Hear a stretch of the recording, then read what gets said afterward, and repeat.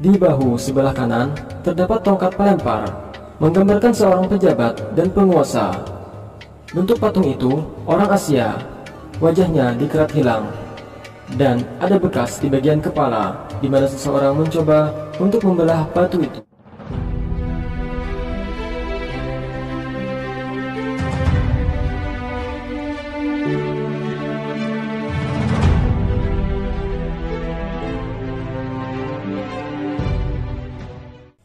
Assalamualaikum warahmatullahi wabarakatuh. Sebelumnya telah dibahas mengenai kisah Nabi Yusuf alaihissalam yang sangat terkenal tidak hanya di kalangan umat Islam, tapi juga pada agama Yahudi dan Nasrani, serta peninggalan sebuah kanal yang diduga kuat berasal dari zaman Yusuf alaihissalam yang dibangun berdasarkan instruksi beliau atas tafsir mimpi Raja Mesir kala itu. Nah, pada video kali ini akan diungkap penemuan sebuah patung yang menggemparkan para arkeologi yang erat kaitannya dengan kehidupan Nabi Yusuf di Mesir. David Emerald adalah seorang ahli budaya Mesir atau Egyptolog dari Britania Raya. Beliau memperkirakan bahwa Yusuf bin Yakub menjadi Perdana Menteri Mesir pada zaman pemerintahan Raja Amenemhet III yang sempat memerintah bersama Sanusi III. Ia menemukan jejak-jejak masuknya orang-orang proto-Israel ke Mesir pada akhir dinasti ke-12 Mesir, yang diikuti oleh munculnya pemukiman orang-orang dari Asia di Afrika, yaitu di kota Avaris di Delta Nil pada zaman Raja Amenemhet III, yang dianggapnya adalah tempat tinggal Yakub dan keluarganya. Dari sini muncul populasi Asia di sekitar Avaris selama periode akhir Kerajaan Pertengahan dan awal periode menengah kedua Mesir, khususnya pada masa akhir dinasti ke-12 sampai ke dinasti ke-13 Mesir. Tarikh pemerintahan absolut kedua Firaun, yaitu Sanusi III dan Amenemhet III, ini didasarkan pada penelitian Dr. David Lapin yang memperhitungkan urutan panjang bulan-bulan dalam surat-surat kontrak pada periode itu, yang dibandingkan dengan hasil perhitungan komputer, di mana Amenemhet III memerintah pada tahun 1678 hingga 1634 sebelum Masehi, sedangkan Sanusi III mulai bertahta sebelumnya pada tahun-tahun 1698 hingga 1660 sebelum Masehi. Patung Avaris, piramid di mana Raja Amenemhet dimakamkan di Hawara, berdiri di samping reruntuhan salah satu bangunan yang paling menakjubkan dalam sejarah purba, labirin Mesir, yang dibangun pada masa pemerintahannya.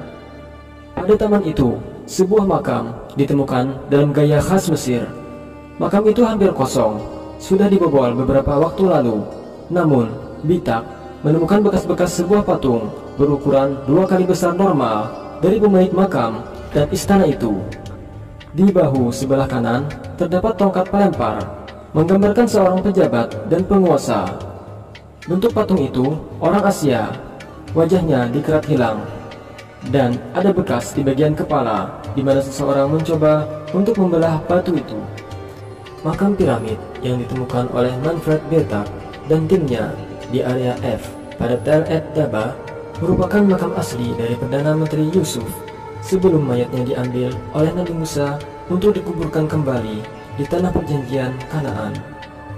Bagian batu kapur, kepala, dan bahu yang ditemukan berserakan di makam itu merupakan bagian atas dari patung penghormatan Yusuf yang dihadiahkan oleh Amenemhet III karena pelayanan yang luar biasa bagi bangsa Mesir dalam masa pencobaan dan kesusahan. Ditemukan antara 1986 dan 1988 sisa-sisa patung monumental yang tampaknya milik penguasa Avaris non-Mesir, dijuluki sebagai patung Yusuf. Avaris, ibu kota dinasti Hyksos Mesir. Situs ini merupakan pusat penting dalam jaringan perdagangan dan komunikasi Mediterania Timur, serta antara Mediterania dan bagian dalam Mesir. Tidak hanya melalui laut, tetapi juga melalui darat, melalui Sinai. Hyksos adalah salah satu dinasti yang berkuasa pada periode menengah kedua.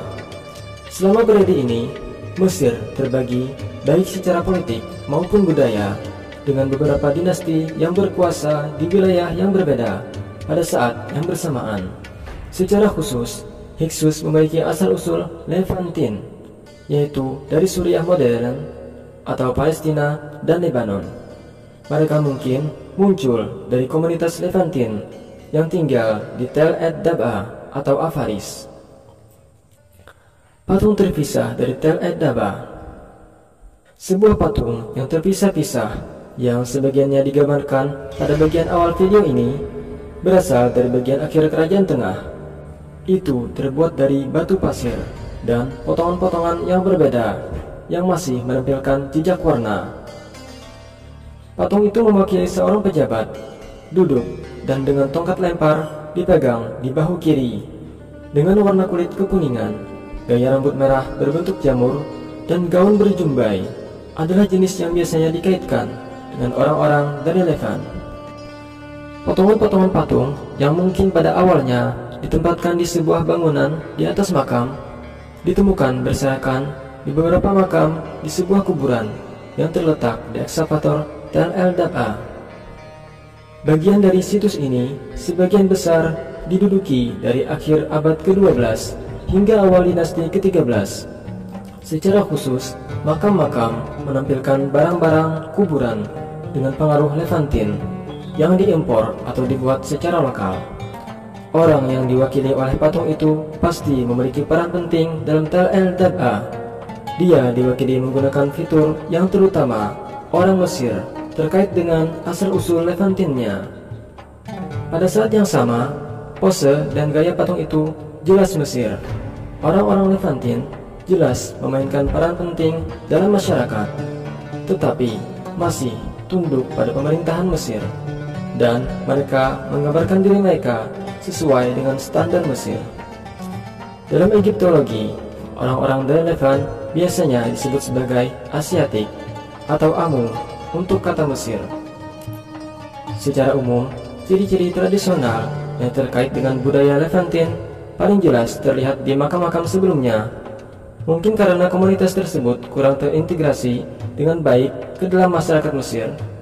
Selama bagian awal periode menengah kedua, kuil-kuil dibangun dari tipe Levantin yang menunjukkan penggunaan praktik keagamaan ala Levantin. Namun demikian, bukti arkeologis, terutama barang-barang kuburan dan nama-nama yang disebutkan dalam daftar nama, menunjukkan bahwa orang-orang asal Levan secara progresif mengadopsi ciri-ciri budaya Mesir. Dalam periode yang hanya mencakup beberapa generasi saja, tren ini muncul terutama dari bahan arkeologi yang digali di Tel El-Dab'a, yang meliputi tata letak kuburan, arsitektur makam, dan bangunan atasnya, posisi almarhum, barang pemakaman, dan simpanan persembahan. Secara keseluruhan, orang-orang dari komunitas Levantin bisa naik ke status sosial yang tinggi. Mereka aktif sebagai tentara bayaran, memegang fungsi administrasi, terlibat dalam operasi pertambangan di Sinai, dan terlibat dalam pelayaran. Ukuran sosok yang duduk itu diperkirakan setinggi 2 meter dan volume 1,5 meter, sekitar 1,5 kali ukuran hidup. Di bagian belakang, hebatnya masih dapat dilihat bukti bahwa penguasa ini mengenakan pakaian bergaris yang terdiri dari setidaknya 3 warna, yaitu hitam, merah, dan putih. Patung itu sengaja dihancurkan dan dirusak. Itu adalah patung duduk, hampir 2 kali ukuran aslinya dengan kualitas yang sangat baik. Rambut yang dicat merah, sedangkan warna kulitnya kuning, warna tradisional Asia dalam seni Mesir. Ini menunjukkan bahwa orang-orang asal Asia menikmati kepercayaan kerajaan selama periode ini. Bukti-bukti tidak hanya dari Tel El-Dab'a, tetapi dari bagian lain kerajaan seperti Serabit El-Khadim. Kehadiran pejabat tinggi Asia yang sangat jelas melayani kerajaan Mesir. Bentuk patung ini tidak ada tandingannya di Mesir. Namun, sosok serupa diketahui dari Istana Ebia yang diperkirakan berasal dari periode yang sama, yaitu abad ke-18 sebelum Masehi. Itu dibuat dengan cara yang jauh lebih kasar. Tetapi sekali lagi, itu adalah patung duduk seorang pejabat dengan tongkat pelempar yang dipegang di bahu. Temuan seperti ini menunjukkan bahwa selain prajurit yang rendah hati, pejabat tinggi Mesir yang memimpin ekspedisi semacam itu selama akhir dinasti ke-12 juga keturunan Asia. Menurut deskripsi Betak, patung itu ditemukan dalam bentuk terpisah-pisah, di dalam lubang perampok, di dalam kapel pemakaman yang mendahului makam pemakaman berbentuk piramida kecil.